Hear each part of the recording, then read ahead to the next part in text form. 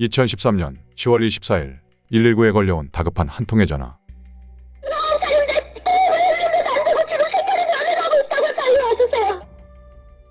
신고자는 바로 아이의 엄마 39세 박모 씨. 박 씨는 딸아이가 혼자 목욕하다가 욕조에 빠져 숨을 못 쉬고 있다며 119에 구조 요청했습니다. 구급대원들이 현장에 도착했을 때 박 씨는 딸 이서현 양에게 심폐소생술을 하고 있었습니다. 하지만 그런 박 씨의 노력에도 아이의 호흡은 돌아오지 않고 있었습니다. 서현 양은 즉시 병원으로 이송됐지만 안타깝게도 숨을 거두고 말았습니다. 서현 양은 초등학교 2학년이었습니다. 그런데 당시 현장에 출동한 구급대원들이 단순한 익사사고로 보기엔 미심쩍은 점이 있었습니다. 무엇보다 서현 양의 몸에 멍이 가득했고 욕조 바닥에서는 서현 양의 치아도 발견됐기 때문입니다. 그리고 서현 양의 갈비뼈 24개 가운데 무려 16개가 부러진 상태였습니다. 혼자 목욕하다 물에 빠진 아이치고는 갈비뼈가 부러지고 치아가 빠진 점이 너무나도 이상했습니다.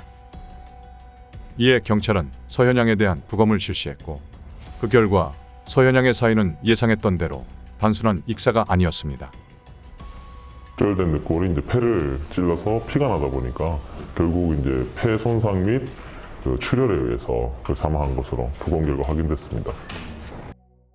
그렇다면 엄마 박 씨는 왜 서현 양이 물에 빠져 숨졌다고 신고한 걸까? 그 이유는 부검 결과를 통해 유추해 볼 수 있었습니다. 서현 양은 갈비뼈가 부러진 것 외에도 둔부조직 섬유화 증상이 상당히 진행된 상태였습니다. 이 증상은 엉덩이 근육이 물리적인 충격으로 손상됐는데도 파손된 조직이 다 아물기도 전에 재차 물리적인 충격을 받아 엉덩이 근육이 소멸되면서 섬유질로 채워지는 것입니다. 다시 말해 엉덩이에 매를 맞은 뒤 상처가 아물기 전에 또다시 비슷한 가해 행위가 있었다는 점을 짐작할 수 있었습니다. 경찰은 부검의의 소견서를 본 뒤 박 씨가 지속적으로 서현 양을 학대하다가 살인까지 저지르게 된 것은 아닌지 의심하기 시작했습니다. 이에 따라 경찰은 먼저 박 씨와 서현 양의 가족관계를 확인했고 박 씨가 서현 양의 친모가 아님을 확인했습니다. 그렇다면 혹시 박 씨가 계모였기 때문에 서현 양을 학대한 걸까? 하지만 당시 박 씨는 서현 양 학급의 학부모회 회장직까지 맡을 정도로 아이 교육에 열성적인 엄마였습니다. 이 때문에 주변 사람들은 박 씨가 절대 서현 양을 학대할 사람이 아니라고 했습니다. 매력적인 어머니였죠. 케어하고 그리고 어떻게 보면 이게 정말 애교가 넘치시는 분이고. 하지만 2년 전 서현이가 다녔던 유치원 선생님은 서현이가 학대받고 있다는 사실을 알고 있었다고 했습니다. 보이지 않는 곳에 이렇게 멍이 많이 있었고요. 네. 그 다음에 한날에는 보니까 이렇게 머리 정수리가 퉁퉁 부었어요. 알고 보니까 엄마한테서 맞았는 걸 이제 알고는 당시 서현 양의 유치원 선생님은 서현 양의 몸에 남아있는 학대의 흔적들을 보고 곧장 아동보호기관에 신고도 했다고 했습니다. 신고를 접수한 아동보호기관은 박 씨와 서현 양을 격리하려 했으나 박 씨가 훈육하다가 생긴 상처일 뿐이라며 보호기관의 개입을 거부해 격리하지 못했다고 했습니다. 안타깝게도 2011년 당시 법체계상 아이의 학대가 의심되더라도 보호자가 협조하지 않으면 보호기관에서 어떠한 조치도 취할 수 없었습니다. 이처럼 아무런 보호의 손길도 미치지 못한 사이 서현 양은 계모 박 씨로부터 지속적인 학대를 받아왔던 것입니다. 2012년 5월 21일 박 씨는 서현 양이 집에 30분 늦게 들어왔다는 이유로 분이 풀릴 때까지 서현 양의 허벅지를 발로 찼습니다. 당시 서현 양은 저항 한번 하지 못한 채 맞을 수밖에 없었고 결국 허벅지뼈가 부러지는 전치 10조의 부상을 입었습니다. 박 씨는 서현 양의 친아버지인 46세 이모 씨에겐 서현이가 학원 계단에서 넘어져 다리를 다쳤다고 거짓말을 했습니다. 그리고 당시 서현 양의 아버지 이 씨는 부동산 분양 대행업을 하고 있었기 때문에 집에는 한 달에 한두 번 정도와 서현 양이 학대받고 있다는 사실을 몰랐다고 했습니다. 학원에서 딱히 뭘 잘 알고 싶고요. 그래서 내가 그랬죠. 좀 천천히 내려오지. 그냥 이야기를 해주잖아. 그 후 박 씨의 학대는 점점 더 과감해졌습니다. 2012년 10월 31일 박 씨는 서현 양 체벌 문제로 남편 이 씨와 다퉜습니다. 말다툼 끝에 이 씨는 잠시 집을 나갔고 박 씨는 그 틈을 타 서현양을 욕실로 끌고 갔습니다. 그리곤 서현양의 손과 발에 뜨거운 물을 사정없이 뿌렸습니다. 서현양의 고사리 같은 손과 발은 빨갛게 부어오르며 수포가 올라왔고 이도 화상 진단을 받았습니다. 하지만 박 씨는 집으로 돌아온 남편 이 씨에게 또다시 거짓말을 했습니다.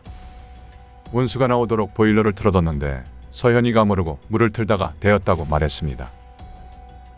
그리고 박 씨는 심지어 서현양이 숨진 사건 당일에도 남편 이 씨에게 거짓말을 했습니다. 사실 서현양이 숨진 그날은 서현양이 손꼽아 기다리던 소풍 가는 날이었습니다. 이제 곧 인천으로 이사갈 예정이었기 때문에 서현양은 친구들과의 마지막 소풍을 기대하고 있었습니다. 수조 이런 거 뭐 있는 거지 안 거예요. 현재 백사장이 가서 그래 놀고 돌아오는 거예요. 그렇게 돼 있었는데 그러니까 전화를 인천으로 한다고 미리 아이들한테 인사를 해놓은 상태였어요. 하지만 그날 아침 박 씨는 식탁에 둔 2,300원이 없어진 것을 보고 서현양을 혼내기 시작했습니다. 박 씨는 소풍이 가고 싶어 돈을 훔쳤냐며 서현양을 약 35분 동안 무차별적으로 폭행했습니다. 폭행하다 지친 박 씨는 서현양에게 방에 들어가 있으라고 했고 그 사이 남편이 씨에게 전화를 걸어 서현이는 소풍을 보냈다라고 거짓말했습니다. 얼마 후 서현양은 창백한 얼굴로 방을 나왔고 박 씨에게 그래도 소풍은 가고 싶다고 말했습니다. 이에 박 씨는 서현양이 전혀 반성하지 않았다며 또다시 주먹과 발로 약 20분간 무차별적으로 폭행했습니다. 당시 박 씨는 서현양이 피하지 못하도록 서현양의 두 팔을 붙들고 폭행하는 잔인함까지 보였습니다. 이로 인해 서현양은 갈비뼈 24개 중 무려 16개가 부러졌고 옆구리엔 온통 멍이 들었습니다. 그 후 박 씨는 서현양의 몸에 있는 멍을 빼기 위해 욕조에 물을 채워 서현양을 넣었습니다. 부상이 심했던 서현양은 결국 다발성 늑골 골절로 인한 폐파열로 숨을 거두고 말았습니다. 이에 박 씨는 의식을 잃은 서현양을 뒤로 한 채 우선 바닥에 흥건했던 피를 닦았습니다. 그리고 모든 걸 정리한 뒤 박 씨는 아이가 욕조에 빠졌다며 119에 신고 전화를 했던 겁니다. 박 씨는 서현양의 장례식장에서도 지인들에게 사고였다는 점을 강조하며 범행을 은폐하려고 했습니다. 장례식장에 온 서현양의 친모, 신모 씨는 박 씨가 서현양의 엄마 자격으로 그곳에 있다는 것에 경악을 금치 못했습니다. 또 저희 절친한 친구였습니다. 저희 이웃집 바로 앞동에 사는 사람이었고 그때 당시 아빠하고 그러니까 애기 아빠와 박기는 사업적인 파트너였었어요. 그리고 우리 아이가 이모하고 굉장히 잘 따르는 사람이었고요. 이 모든 사실을 알게 된 이웃 주민들은 큰 충격에 빠졌습니다. 정말 몰랐죠. 이 기모라는 사실도 몰랐고 애한테 잘해주는 척했기 때문에. 그리고 더욱 놀라운 사실은 박 씨 또한 딸을 낳은 두 딸의 엄마였다는 것입니다. 박 씨는 두 친딸이 학교에서 결손가정의 아이들이라고 손가락질 당할까봐 전 남편과 이혼하지 않고 별거를 택했습니다. 그 상태에서 서현양의 친부인 이 씨와 만났고 동거를 시작한 것입니다. 박 씨는 의붓딸 서현양에겐 때려 죽일 만큼 모진 학대를 가했지만 정작 본인의 두 친딸에게는 상처를 주지 않기 위해 노력하는 이중성을 보였습니다. 모든 사실을 알게 된 서현양의 친모는 아이가 할머니랑 자라는 줄 알았는데 이토록 학대받으며 사는 줄 몰랐다며 연신 눈물을 흘렸습니다.